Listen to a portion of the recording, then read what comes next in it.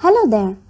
This is one of the most requested video, Guide to Write a Business Requirements Document or BRD. You can use this video as a guide to write your next business requirements document. We will cover what a BRD is and all the sections that BRD must contain with a simple case study. So stay tuned. If you have not already subscribed to our channel, please hit the subscribe button and the bell icon to get notified about all our new videos on business analysis. Okay, let's start with an explanation of what a BRD is. A business requirements document is the starting point for any project. It is the customer's voice, whether that's an internal customer within the organization or an external customer. The business requirements document outlines the customer's needs and expectations. It doesn't specify how a project will be carried out. That gets outlined in the functional requirements document. But it does explain why the project is needed and what the customer hopes to see once the project is complete. Next, let us understand why a BRD is required. A business requirements document is about setting expectations. If the customer can establish their expectations from the very start, the entire project team will have a single point of reference to refer to throughout the project. In other words, it answers the question, did the project deliver what the customer expected? It also provides clarity to a project. It is beneficial to everyone involved in a project to write this down and get the customer to sign off on it. A well-written requirements document will help you avoid a crisis later on in a project when teams have disagreements on what they need to be building or why. Finally, a requirements document assists the entire project team and the customer in aligning around a big common goal. Everyone will be, quite literally, working on the same page. What should a business requirements document include? The BRD should contain these 14 sections which we are going to talk about one by one. Just a caveat, it varies from company to company, but in general these 14 sections are required. Let us begin with a case study. Jane is the owner of Vegan Gardens, a good restaurant that serves vegan dishes for the employees of the companies working nearby. Her clients love her food so much that she keeps getting frequent orders for weekday dinners and weekend lunch and dinners for home delivery.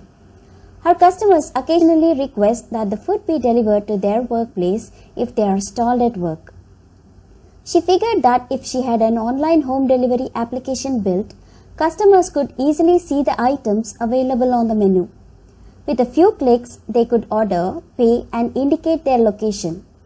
The staff could see the ordered items and delivery boys could easily locate the customer's location using map softwares and make the delivery quickly. This is a fantastic additional revenue generator for Jane and also provides customers with great customer convenience to satisfy their needs. Let us quickly discuss the 14 sections of the BRD with this example. Section 1. Author, Change Control and Approvers. Any project's business requirements document is crucial, thus any changes should always be managed by the document's owner. So the first section of the document should outline the name of the author, change control. This lists the dates, authors and details of any changes made to this document. You can use this data to keep track of any modifications made during the life of the requirements document. The approvers. The persons who will approve and sign this document, this is typically the customer team. In our case study, Adam Wells is the business analyst working on the project with Jane.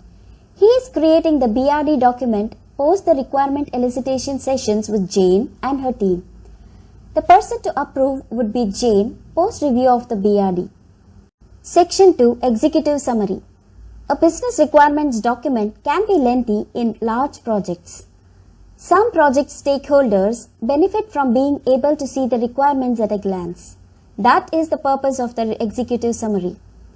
The executive summary should be the first section of the document a reader sees as it will summarize the remainder of the requirements document. In our case study, this section should contain a summary of home delivery applications requirements like customers being able to see the menu, order and make payment within a few clicks, and so on. Section 3, Glossary. In more technical or specialized projects, it is tempting to use industry jargons for its ease. But these documents will often be read by a variety of people from different backgrounds and levels of expertise. Use accessible language whenever possible, and if you must use jargons or acronyms, include a glossary near the beginning of the document. As you can see from the sample table provided in the slide, it has 3 terms which can explain the readers of the document what it means. Section 4, Business Goals. Do not confuse business goals with project objectives.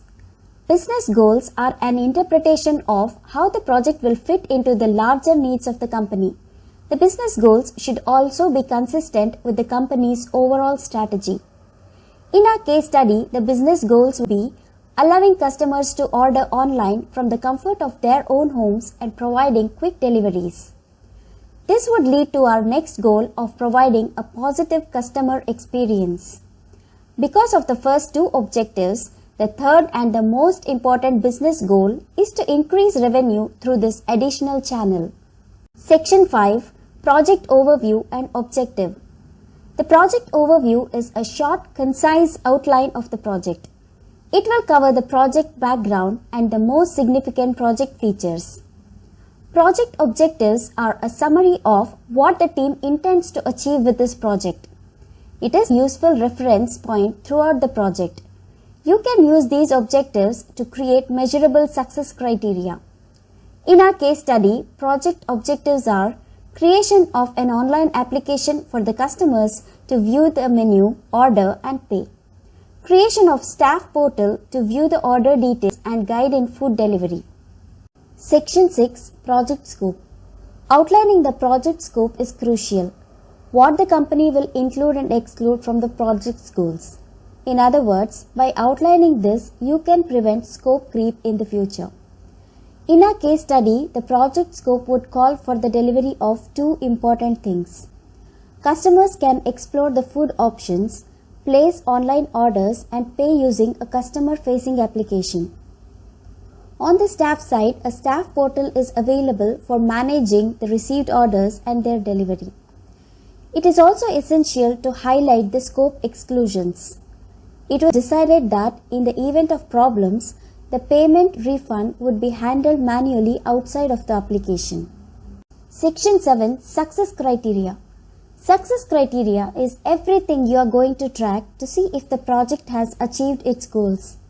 If at all possible, base your success criteria on calculable measures. That will make it easier to monitor the project success. In our case study, in line with our business goals which we discussed in the earlier slide, there can be 3 key success criteria. Increase in the revenue by 20%. The additional 20% revenue to be from this new online channel. Customer ratings of 4-star and above to be received from the customer survey. For speedy service, the typical turnaround time for food deliveries should be less than 30 minutes. Section 8, Current State. This section puts the project within the broader context of the organization. Talk to key stakeholders and specialists in the project team. You will be able to see how these business requirements fit into the overall business framework with the aid of their experience and knowledge. In our case study, Jane is not having an option for online delivery. The same can be stated and mentioned. But if Jane had some form of home delivery, that has to be documented in this section. Section 9, Target State. The target state outlines where the organization hopes to be in the future after the project is complete. As with the current state, it will put these targets within the broader business context. The document's target state provides an additional chance to describe how the project will have a positive impact on many facets of the business after it is finished. Process flows that show how customers and staff interact with the new web and mobile applications can be documented in our case study. We have a video on process mapping. You can see the link in description below to learn more on process mapping. Section 10, RAID, R-A-I-D. This part gives credence to the thoughts and planning that went into the requirements document. Use this part to demonstrate your due diligence before laying out any criteria in the requirements document. Split this into 4 sections: issues, risks, dependencies, and assumptions. It will assist you in developing a more thorough comprehension of some of the issues and risks that the project faces. Section 11, Major Requirements. The list of requirements will be the most significant part of your document, so split this into sections and headings if you can. Be sure to include the priority when outlining each requirement. That will help the project planning later on in case the project manager splits the work into project milestones. It will also help prioritize the work order if there are resourcing conflicts. In our case study, I have listed 4 business requirements. The usual numbering of business requirements is BR followed by the number sequence like BR1, BR2 and so on. As you can see from the slide, 4 business requirements are listed as an example.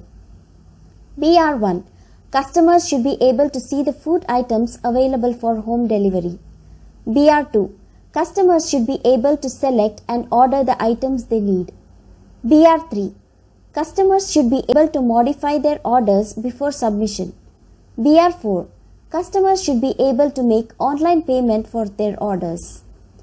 The remaining requirements can be written on the same lines. Section 12, Business Rules. This is a list of statements that the project requirements must follow. They are the constraints that the business requirements are bound by. Outlining these ensures that the project is fully compliant once complete. In our example, I have listed 2 sample business rules. Rule number 1. Customer cannot modify the order once it is submitted. Rule number 2. Customer has to make online payment for orders greater than $100 as part of risk mitigation. In our case, the customer does not pay cash on delivery. Section 13, Reference Documentation. Often business requirements have a history. Maybe some new bespoke software is needed because the old one has problems, for example. You should list any historical documents that are relevant to the business requirements in this section. In our example, Jane had prepared a business case document for this initiative, providing more details on it. That can be included in BRD for further reading. Section 14, Project Schedule and Budget. This section does not outline the full project plan. That will come later. The purpose of this document is to outline time and cost constraints for the project.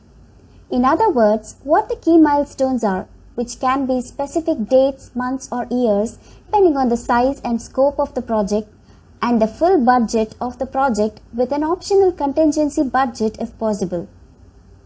This is an optional section. It is included in most of the companies and others manage it as a part of the project plan. Let us look at a sample waterfall project's schedule and budget section. Design will take a month. Development will take 2 months. Testing will take a month. Go live is in the month of May. This slide will provide a summary of the 14 sections. 1. Author, approver and change control. 2. Executive summary. 3. Glossary. 4. Business goals. 5. Project overview and objectives. 6. Project scope. 7. Success criteria. 8. Current state. 9. Target state. 10. Risks, assumptions, issues and dependencies. 11. List of requirements and priorities. 12. Business rules. 13. Reference documentation. 14. Project schedule and budget. Go ahead and give a like to the video or super thanks if you enjoyed this video. Share it with your friends. Until next time.